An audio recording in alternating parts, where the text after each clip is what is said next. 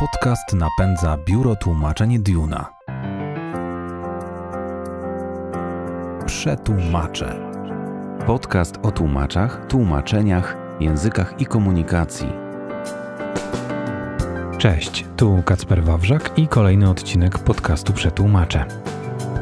Moje zaproszenie przyjęła profesor Jowita Guja, kulturoznawczyni, filozofka, kierowniczka Laboratorium Badań Rzeczywistości Wirtualnej EduVR Lab na AGH w Krakowie. Rozmawiamy o rzeczywistości wirtualnej w kontekście komunikacji. Jak VR wpływa na zdolność do komunikacji, także międzykulturowej? Jak zmienia się pojęcie autentyczności w świecie wirtualnym? Jakie dylematy etyczne dotyczą VR-u? Posłuchajcie. Nazywam się Jowita Guja, pracuję w Katedrze Technologii Informacyjnych i Mediów Wydziału Humanistycznego AGH. Jestem współzałożycielką i obecnie kierowniczką laboratorium EduVR Lab, który zajmuje się badaniem i wdrożeniami w obszarze wirtualnej rzeczywistości. Droga Jowito, bardzo dziękuję za obecność, za Twój czas. Nie mogę się doczekać rozmowy o VR-ze, ale może zanim przejdziemy do wirtualnej rzeczywistości i do VR-u jako takiego, zdaje się, że technologie imersyjne to nieco więcej niż sam VR. Możemy tutaj nieco uporządkować sprawę? Tak, możemy zacząć w ogóle od pojęcia samej imersji, która oznacza zanurzenie się, pochłonięcie przez jakiś świat wykreowany czy cyfrowo, czy nawet w inny sposób. O imersji mówimy też czasami w odniesieniu do książek, które wciągają, w które się zanurzamy, więc technologie imersyjne z definicji są takimi technologiami, które sprzyjają takiemu zanurzeniu. Przynajmniej literalnie, bo faktycznie to różnie z tym bywa. I w ich obszarze możemy mówić o technologii wirtualnej rzeczywistości, virtual reality, o rozszerzonej rzeczywistości, augmented reality, czasami także o mixed reality, która jest połączeniem jednej i drugiej, takim spektrum, gdzie przeskakujemy od rzeczywistości fizycznej poprzez jakieś elementy fizycznej i wirtualnej do w pełni wykreowanej cyfrowo. I zasadniczo te technologie stanowią pewne kontinuum, czyli w wypadku rzeczywistości rozszerzonej mamy do czynienia tak naprawdę z przebywaniem cały czas w rzeczywistości naszej fizycznej, ale w tej rzeczywistości pojawiają się pewne cyfrowe elementy i one mogą wystąpić na ekranie naszego telefonu, jak w wypadku gry AR-owej Pokémon Go, mogą też wystąpić w obszarze naszej fizycznej przestrzeni już literalnie w postaci na przykład hologramu, który z tą przestrzenią wchodzi w grę, jak w Gwiezdnych Wojnach starych na początku. Także to tak dokładnie wygląda, tak funkcjonuje. A wirtualna rzeczywistość jest z kolei taką przestrzenią w pełni wykreowaną cyfrowo, w której zakładamy zazwyczaj jakieś gogle do odbioru wirtualnej rzeczywistości albo coś zbliżonego. I jakby odcinamy się, przenosimy się, co ciekawe, wraz z naszym ciałem, które jest mapowane jakby wewnątrz, do wnętrza takiej przestrzeni, która jest całkowicie cyfrowo wykreowana. Tak to wygląda w świecie idealnym. W praktyce w chwili obecnej rzadko kiedy można już mówić o rzeczywistości wirtualnej bez jakichś elementów rzeczywistości rozszerzonej. Już są bardzo luźne jakby przejścia między tymi rzeczywistościami. Właśnie dlatego też pojęcie mixed reality, które jakby pierwotnie używało się głównie do określenia takich bardzo zaawansowanych rodzajów technologii właśnie, aktualnie właściwie określa całość technologii imersyjnych, dla których to kontinuum jest po prostu takie immanentne. W takim razie zanurzmy się w VR i co teraz? Czy będzie nam łatwiej się skomunikować? Bo chciałbym porozmawiać o komunikacji w tym wirtualnym świecie. Czy będzie nam łatwiej, czy będzie nam trudniej? Czy tam jest jakiś inny język, czy są jakieś inne do dyspozycji media, dzięki którym możemy się porozumieć? Na pewno są inne media do dyspozycji i nowe możliwości, ale może być nam zarówno łatwiej, jak i trudniej, bo ten nowy język, o którym tutaj mówimy, jest czymś, co wymaga dopiero stworzenia. Zacznę może od takich możliwości technicznych, które mamy. Pierwsza taka możliwość, którą bardzo spopularyzowało w ostatnich 2 latach określenie metaversum, które swojego czasu było po prostu wszędzie, to jest taka możliwość komunikacji, w której przenosimy się do jakiejś wirtualnej przestrzeni i spotykamy się z naszymi bliskimi, współpracownikami w postaci awatarów cyfrowych. To jest aktualnie najbardziej chyba popularny sposób takiego komunikacyjnego użycia rzeczywistości wirtualnej, który zyskał na znaczeniu w czasie pandemii. Sama z niego bardzo chętnie korzystałam i do pracy, i do kontaktów towarzyskich, ale on jest bardziej wymagający niż się wydaje, bo problem w tym, że w VR-ze funkcjonujemy dokładnie na tych samych zasadach, co w przestrzeni fizycznej, czyli dzielimy tą samą przestrzeń, jesteśmy blisko kogoś, blisko jego ciała, które jest jednak sztucznie wykreowane, które jest cyfrowe. I nie do końca na dzień dzisiejszy wiemy, co najlepiej się sprawdza, jeśli chodzi o mowę takiego ciała, jeśli chodzi o to, jak ono powinno być zaprojektowane, żeby tej komunikacji sprzyjać. Osoby, które przenosiły się do świata wirtualnego tak na prędce skonstruowanego na przykład po to, żeby na szybko przenieść jakiś festiwal czy konferencję do VR-u w momencie, gdy był lockdown, bardzo często skarżyły się na lęki społeczne, bo awatary VR-owe, one w tym czasie, a to przecież nie było dawno, nie były zaprojektowane w ogóle w taki sposób, żeby zapewnić nam to poczucie takiej autentyczności, tylko raczej, żeby się dobrze bawić. I pytanie teraz jest takie, jak to nasze ciało powinno wyglądać, żeby to wrażenie tego porozumienia było, a nie dziwności. I to jest taki obszar bardzo szerokich poszukiwań teraz. To nie jest łatwe. I już tutaj właściwie zarysowałam, dlaczego to jest tak, że VR może nam ułatwić komunikację, ale też może ją utrudnić. To po prostu wymaga trochę zachodu i zdobycia takiej wiedzy nie tylko w zakresie samego projektowania i technologii, ale takiej wiedzy antropologicznej, bo musimy dobrze zastanowić się nad tym, czego my potrzebujemy do dobrej komunikacji. Czy wystarcza nam mimika, czy musi być podobieństwo. No to jest właśnie to są takie rzeczy, które teraz dopiero odkrywamy.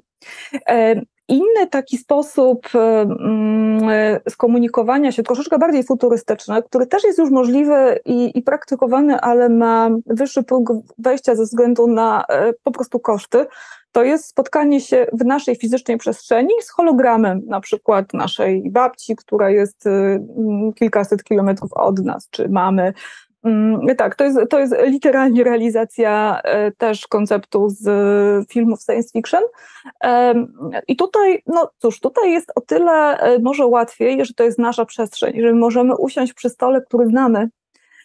Natomiast jeżeli chodzi o to, jak awatar powinien być skonstruowany, jak tutaj wybalansować pomiędzy dostępnością cenową sprzętu, a jakością tego cyfrowego ciała, no to problem pozostaje taki sam. Więc to są takie przykłady tych nowych możliwości, jakie ta technologia nam daje. Oczywiście możemy się też spotkać na ekranie tabletu na przykład, jak najbardziej, też w formie awatarów. To wbrew pozorom jest łatwiejsze psychologicznie dla nas niż dzielenie tej samej fizycznie przestrzeni, dlatego że takie awatary osób, które znamy, które my widzimy na ekranie, one są dla nas łatwiejsze do zaakceptowania. Tam więcej uchodzi, po prostu więcej jesteśmy w stanie zdecydowanie przyjąć. To, gdy porównuje się na przykład gry w wirtualnej rzeczywistości i gry desktopowe, to tutaj to wyraźnie widać, że to wrażenie takiej dziwacznej niesamowitości, ono jest dotkliwsze, gdy my jesteśmy w tej przestrzeni wirtualnej, właśnie tej wykreowanej w całości, a nie wtedy, gdy my z dystansu patrzymy w monitor. Więc to jest jakby inna jeszcze taka forma. Można to ująć chyba w ten sposób, że ta rzeczywistość różni się od tej naszej, tej, którą znamy. Pokazuje nas nieco innymi, może w ten sposób to ujmę. Pokazuje nas innymi niż jesteśmy w rzeczywistości. Ale czy to działa tylko na minus, czy możemy na przykład z tego skorzystać? Możemy się ulepszyć w tym świecie? Robimy to cały czas, także w świecie fizycznym, robiąc makijaż, stylizując się, więc tym bardziej mamy takie możliwości w świecie wirtualnym. No tutaj świat wirtualny ma to do siebie, że możemy się wykreować całkowicie od zera, że nasze ciało przestaje być dla nas ograniczeniem. Tutaj zderzają się dwa rodzaje oczekiwań. Gdy ja wchodzę do VR-u, pokazując się jako mangowa postać, idealna dla mnie, prawda, totalnie inna. Ja się po prostu bardzo dobrze czuję w tej formie, jestem powiedzmy wojowniczką z zielonymi włosami. To nie jest powiedziane, że to będzie dobrze przyjęte przez moją mamę na przykład, czy kogo innego, kto jest przyzwyczajony do tych gestów, mojej mimiki, jakichś elementów mojej mowy ciała, czy po prostu mojego wizerunku fizycznego, które dla tego kogoś są integralną moją częścią. Ten ktoś próbuje mnie wtedy odnaleźć gdzieś w tej totalnie innej postaci, niekoniecznie czując kontakt. I to jest tutaj problematyczne, ale to jest właśnie też część tego, co my musimy zbadać odnośnie jakby zdefiniowania takich minimalnych warunków komunikacji, bo być może jest tak, że wystarczy, że ja zachowam swoją mimikę i mogę wtedy mieć całkowicie odmienną twarz. Może to wystarczy, a może nie, więc to są takie problemy, które pojawiły się właściwie dopiero w momencie, gdy ta wirtualna rzeczywistość się spopularyzowała. Wcześniej nie musieliśmy sobie zadawać tych pytań. No a czy wirtualna rzeczywistość może pomóc nam w przełamaniu takiej bariery, która no jeszcze całkiem niedawno wydawała się nie do przełamania, bariery między innymi geograficznej, ale także kulturowej? Czy łatwiej nam się będzie skomunikować w takim świecie VR-owym z kimś odległym kulturowo? Myślę, że to bardzo zależy od nas. Nie sądzę, żeby to była kwestia samej technologii. To są osoby, którym łatwiej przychodzi wchodzenie w obce sobie środowisko, są osoby, którym to przychodzi gorzej. Ja będąc introwertyczką, chociaż tego pewnie po mnie nie widać na co dzień, gdy pierwszy raz weszłam do obcego środowiska VR-owego, no oczywiście było też obcojęzyczne, ja uciekłam z niego natychmiast, bo tutaj zderzyło się kilka obszarów dziwności. Właśnie awatary, obcy język, obce środowisko, nie było właściwie nic, co mogłabym uznać za swojskie.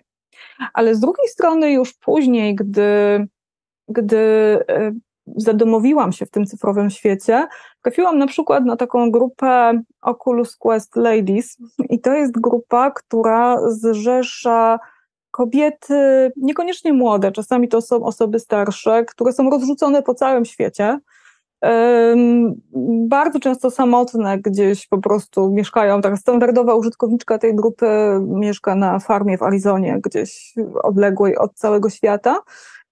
I to są osoby, które właśnie przełamują te bariery, spotykają się w tej przestrzeni wirtualnej, rozmawiają o swoich kobiecych sprawach, wspólnie grają, bo one właśnie tu się czują bardziej swojsko niż w swoim takim środowisku, gdzie są w sumie odizolowane.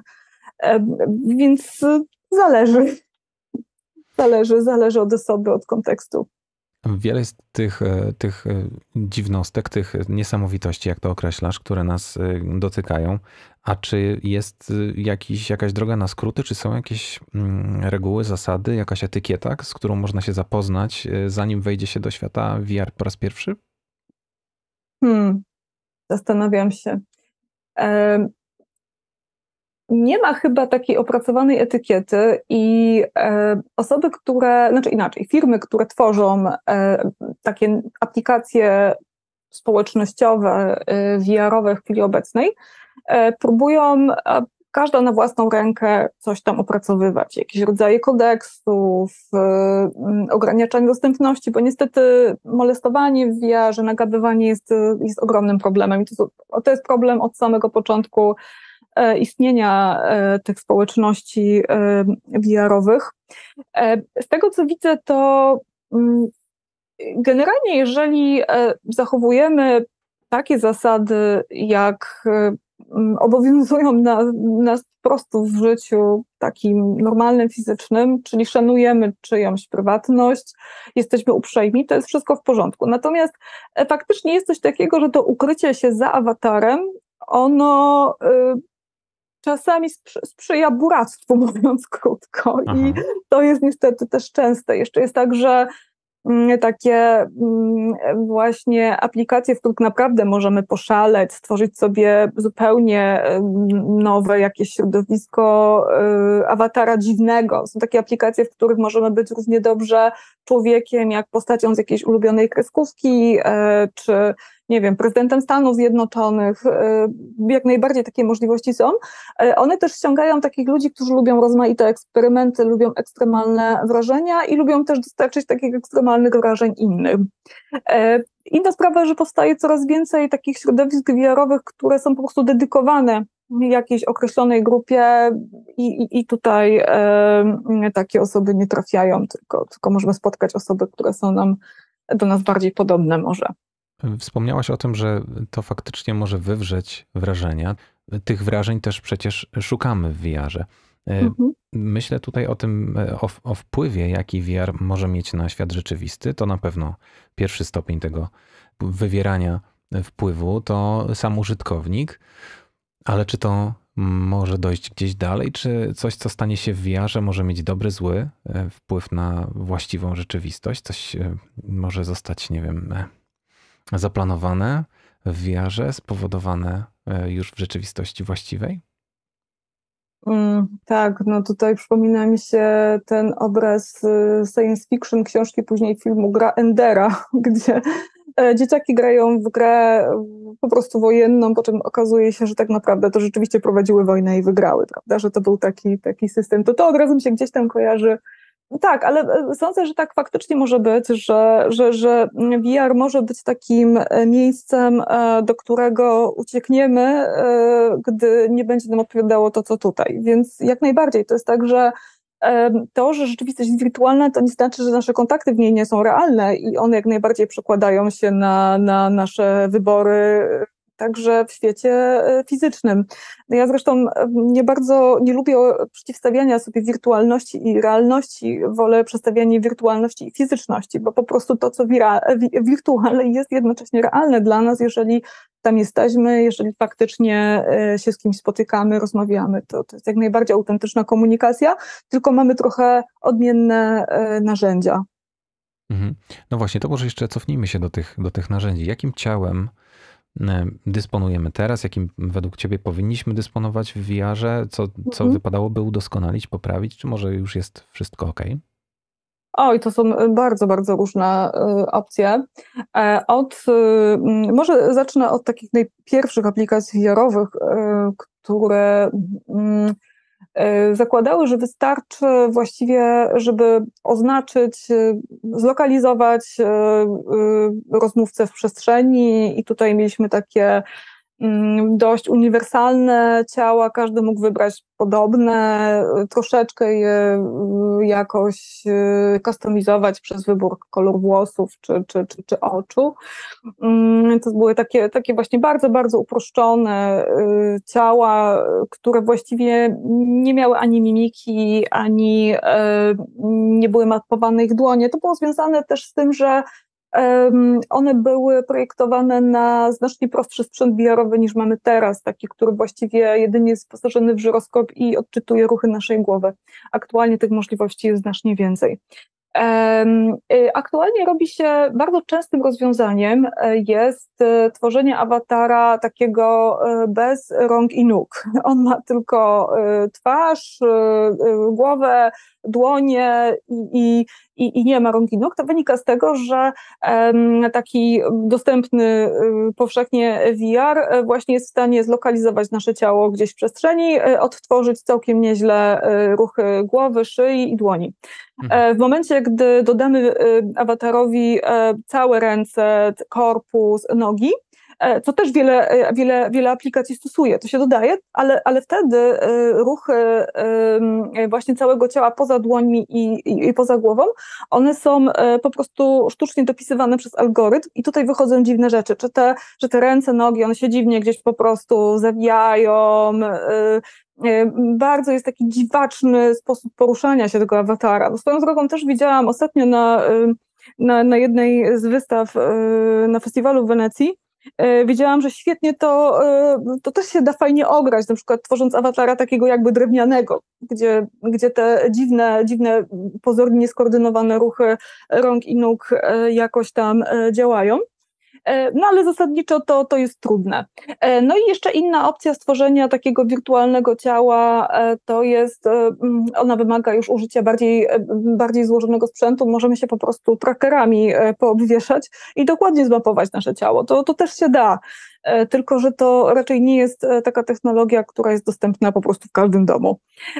To jest jakby jedna rzecz, czyli to, jak konstruowane jest w ogóle to ciało. Druga rzecz to jest, jaka filozofia stoi za tym, jak ono wygląda poza tym, czyli za naszą twarzą i tak dalej. No i są na przykład takie aplikacje, w których zakłada się, że my jesteśmy takim sympatycznym everymanem, czyli wszyscy jesteśmy do siebie trochę podobni, mamy lekki uśmiech, nie możemy z siebie zrobić tam sex bomb albo jakichś superbohaterów, tylko jesteśmy takimi po prostu sympatycznymi przeciętniakami. Bardzo często takie cyberciała są dostępne w aplikacjach, które są dedykowane na przykład wirtualnym konferencjom albo biurom. Inna zupełnie taktyka to jest umożliwienie nam zrobienia wszystkiego. Możemy załadować swoje awatary, które zrobiliśmy sobie osobno w jakimś programie. No tutaj to mamy po prostu no, naprawdę festiwal kreatywności. I jest jeszcze jedna ciekawa technologia, która w teorii jest fantastyczna, w praktyce jak testowałam ją w wersji takiej niewysokobudżetowej, to wychodziło to słabo. To jest tworzenie awatara z naszego zdjęcia.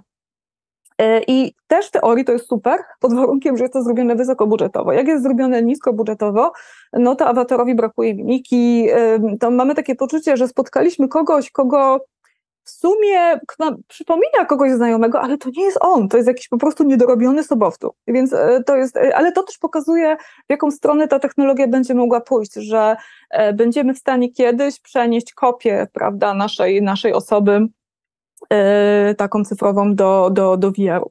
Bardzo obiecujące są teraz takie próby, są firmy, które się w tym specjalizują, które tworzą awatary takie, które nie muszą być do nas podobne, ale stawia się na bardzo, bardzo dokładne odtworzenie mimiki. I teraz też w tych takich nowszych headsetach VR-owych, które powstają, gdzieś jakby są takie próby, żeby je już jakby fabrycznie wyposażyć w takie instrumenty, które umożliwią śledzenie naszej mimiki i wtedy możemy wyglądać jak superbohaterowie i superbomby, ale będzie w nas coś takiego, nawet jeżeli nie jesteśmy fizycznie, ale będzie w nas coś takiego, co będzie gwarantowało naszą rozpoznawalność.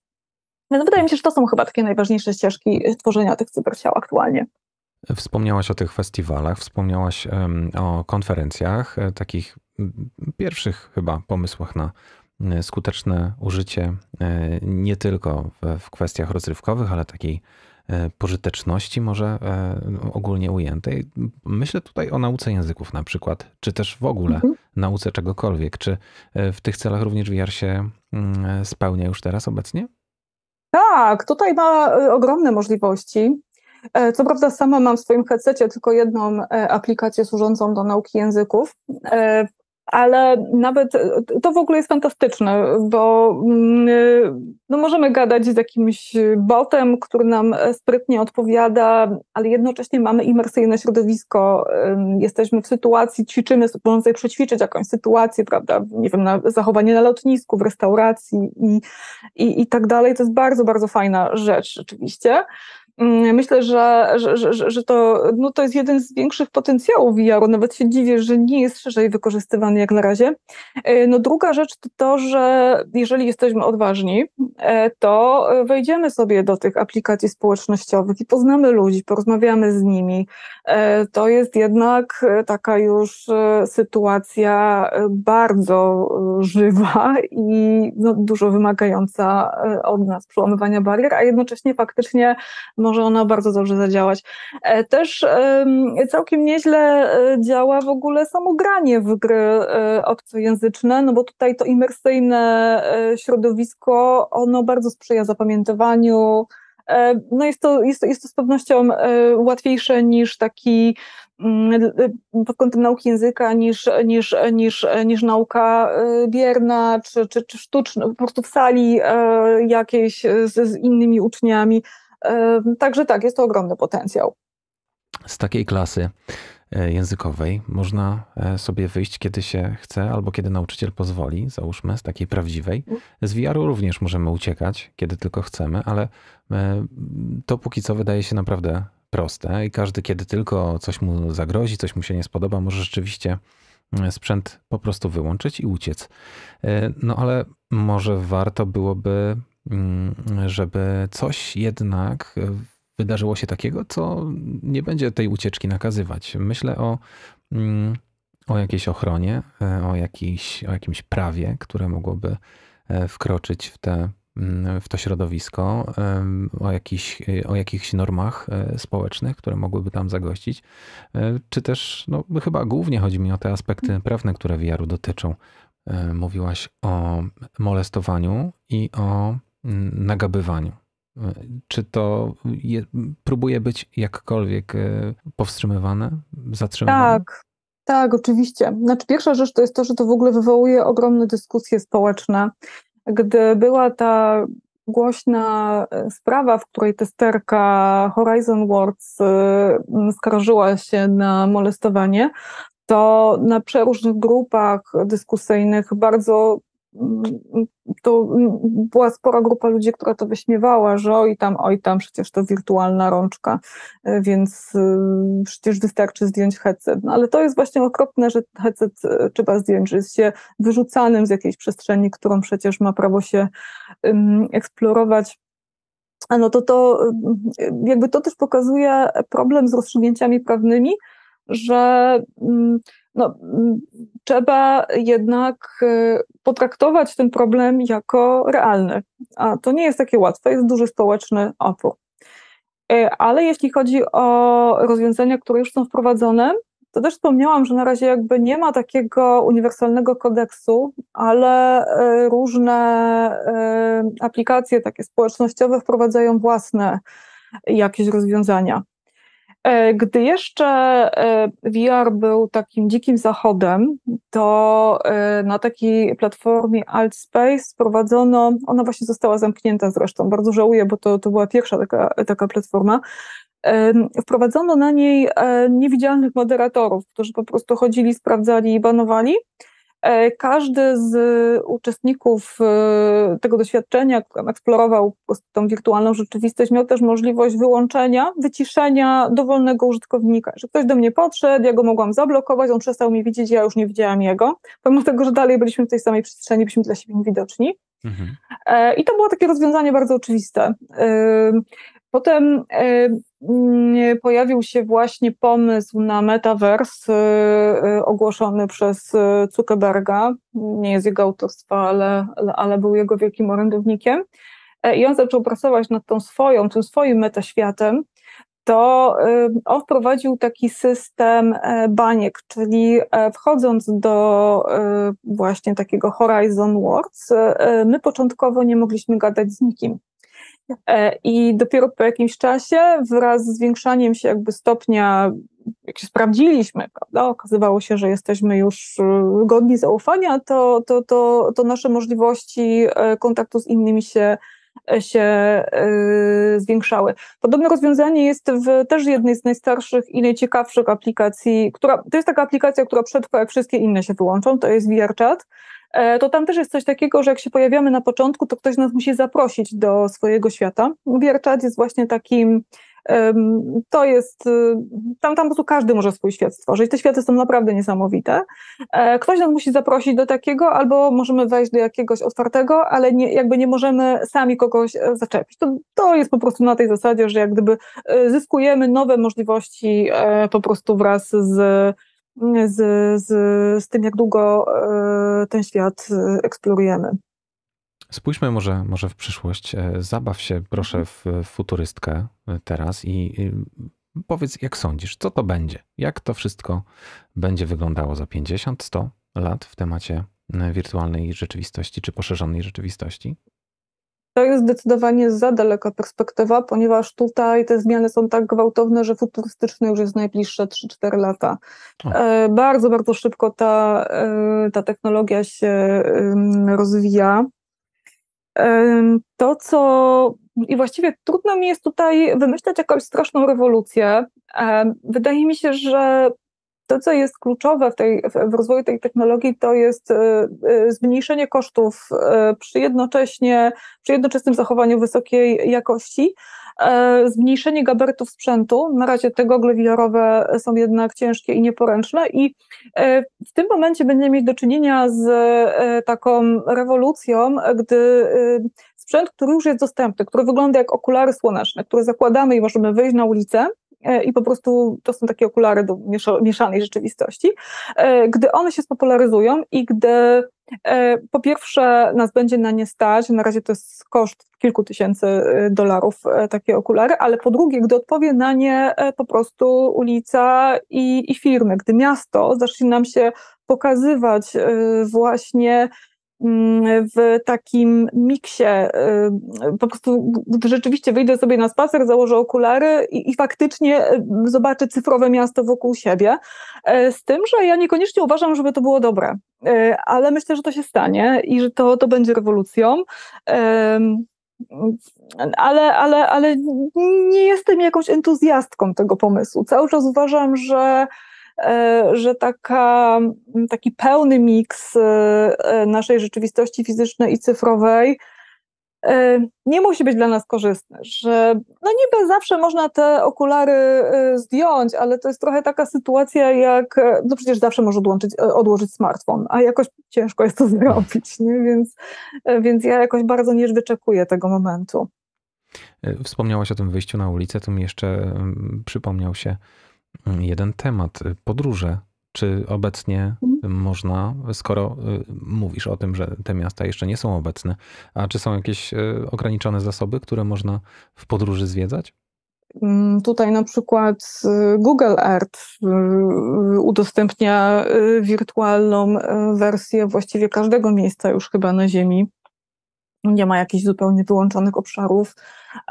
Podróże wirtualne, znaczy właściwie podróże takie może nie tyle wirtualne, ile VR-owe, które rozpoczynamy w naszym fotelu zakładając gogle i przenosimy się do jakiegoś miasta, w którym aktualnie być nie możemy, na przykład, nie wiem, do Madrytu, który jest realnym Madrytem, znaczy realnym, w sensie, że widzimy film 360 na przykład w czasie aktualnego, prawda, tego miasta. To, co się dzieje teraz, to jest technologia, która jest bardzo popularna i te możliwości jak najbardziej są. One były przeze mnie osobiście bardzo eksplorowane w czasie pandemii.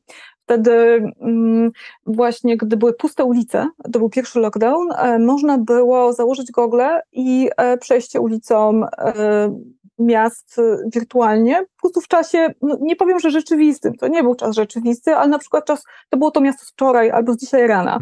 Były udostępniane takie doświadczenia 360. Tutaj akurat wspomniałam o Madrycie, bo to też jest moje osobiste doświadczenie. Ja dosłownie tuż przed lockdownem wróciłam z Madrytu, byłam tam na stypendium i to było dla mnie bardzo poruszające takie doświadczenie, gdy wyjeżdżałam z Madrytu, tam miasto żyło. Ja pamiętam, że wyjeżdżałam nocą, miasto żyło, po prostu masa ludzi na ulicach. Kilka dni później te ulice już były puste, a ja mogłam je podejrzeć właśnie z moich własnych gogli. I wiem, że miałam wtedy takie poczucie, że uczestniczę w czymś, czego się jeszcze rok czy 2 lata wcześniej absolutnie nie spodziewałam, zajmując wirtualną rzeczywistością. Tak, to tutaj można powiedzieć, że pod tym względem VR naprawdę potrafi być takim oknem na świat i no, doświadczenie pandemii nam to pokazało, że rzeczywiście VR potrafi zbliżyć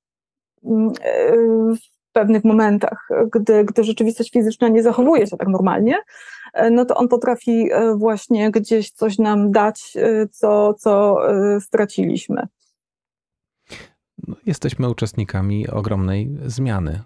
Taką zmianę wypada dobrze zbadać, żeby może spodziewać się tego, co się wydarzy. Powiedz, czym obecnie naukowo się zajmujesz w kontekście technologii imersyjnych?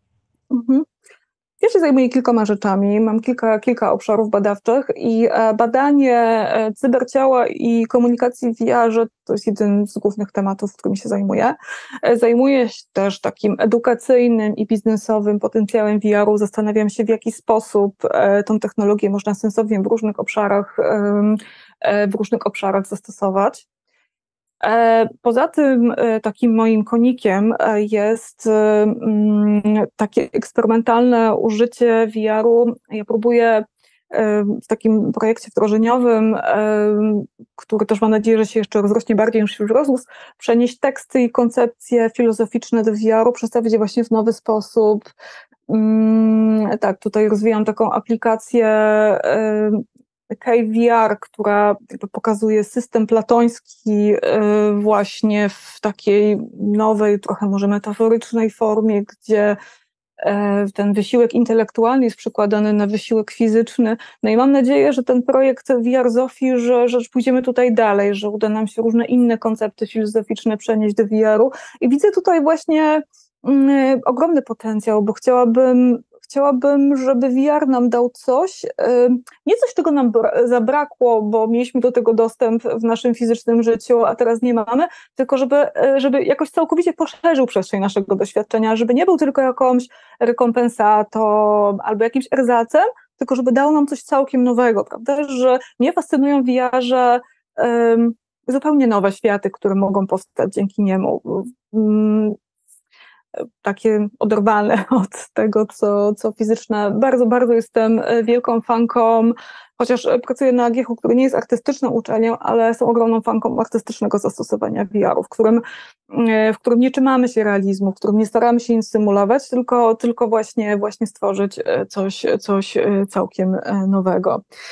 No VR-em zajmujemy się też oczywiście na naszych kierunkach, na Wydziale Humanistycznym, na kulturoznawstwie, na informatyce społecznej. Uczymy nie tylko jak eksplorować i używać, ale też jak tworzyć te wirtualne światy. To też jest jedna z tych rzeczy, którymi się zajmuję. Droga Jowito, bardzo, bardzo dziękuję za to, że podzieliłaś się swoją cenną wiedzą. Życzę owocnych badań i wszystkiego dobrego. Bardzo dziękuję Ci, Kacprze, za zaproszenie, było mi bardzo miło. Wam również, drodzy słuchacze i słuchaczki, bardzo dziękuję za uwagę i już teraz zapraszam do wysłuchania kolejnych wydań podcastu Przetłumaczę. Do usłyszenia.